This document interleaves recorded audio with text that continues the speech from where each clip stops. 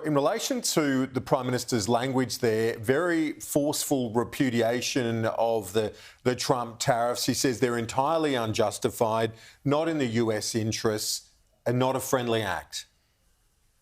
Well, Kieran, it sounds like he can't get a call through. That was the big thing that I read out of that. We had our reporter, Crystal Wu, there saying, have you tried to set up another call after this February 10 call, which occurred where Donald Trump said there'd be great consideration given to an exemption for Australia, unlike any other nation in terms of these tariffs. He gave a similar exemption to Scott Morrison. He gave a similar exemption to Malcolm Turnbull, as we know, after a direct phone call. But the Prime Minister has said there, we will continue to put in a request. We will continue to put in a request for a call. He hasn't said, I haven't, not tried to call him. He hasn't said, I've spoken to him. And it would defy logic if he hadn't have attempted that. But look at how hopeless this steel tariff exemption case looks now. I know Anthony Albanese said those exemptions took months to get, but this looks pretty hopeless to me. You've had the Treasurer, Jim Chalmers, over there. You've had the Deputy Prime Minister over there with a cheque, for goodness sake, for $500 million or whatever it is for AUKUS, for a submarine we might never see.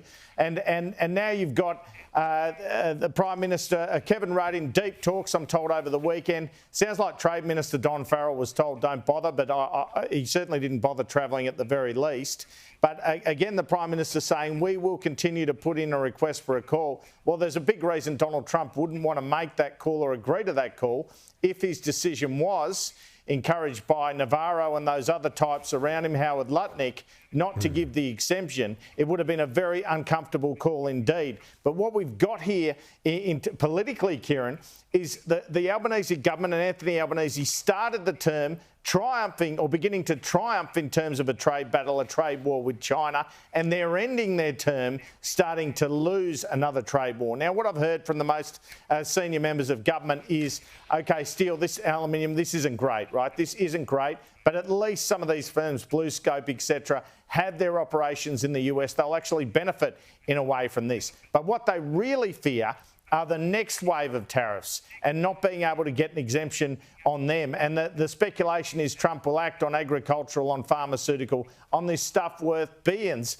even tens of billions in terms of exports for the Australian economy. The Prime Minister pointing out there that it's only 0.2% of exports, the steel. That is the real concern. And that is the next part of this story. And the opposition would be justified, let's face it, in saying whether it's fair or not. They can point to their success, Joe Hockey's success, as you pointed out on Newsday before, as the ambassador. Peter Dutton said in an interview with me about 3 weeks ago, he believed Kevin Rudd should stay there as ambassador if he becomes Prime Minister, unless he gets to the job and finds that Kevin Rudd has been ineffectual. And you could certainly point to this decision as an example of that, because as far from what I know, Kevin Rudd has tried his absolute backside off to get this exemption for Australia, and indeed, no doubt, to get a phone call from the Prime Minister to the President, and it just hasn't happened, Kieran.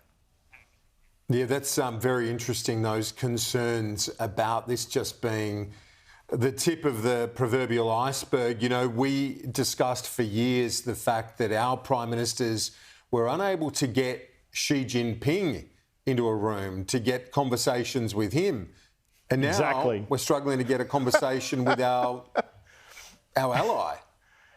Yeah, that's exactly what I thought. And as Scott Morrison, if he's watching today, must have a bit of schadenfreude going on, because they relentlessly attacked him and used that for the Chinese Australians vote. You can't even get on the phone to China. You can't even get one of your officials on the phone. But I repeat, unfortunately for Anthony Albanese, there's a pretty logical reason why Trump would refuse a phone call, and that would be because he didn't want to embarrass the Prime Minister by telling him on a phone call, sorry, you're not getting this.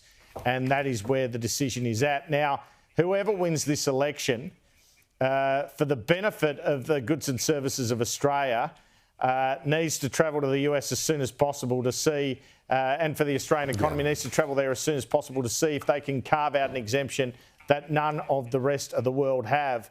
But how much is a decision by the Prime Minister not to at least try that sort of trip, although he may not be invited and he has to be invited, how much of it is about the election? Because every single political government decision now is being viewed through the prism of that electoral cycle, that election, and there has to be electoral risk in any way that you take on this issue.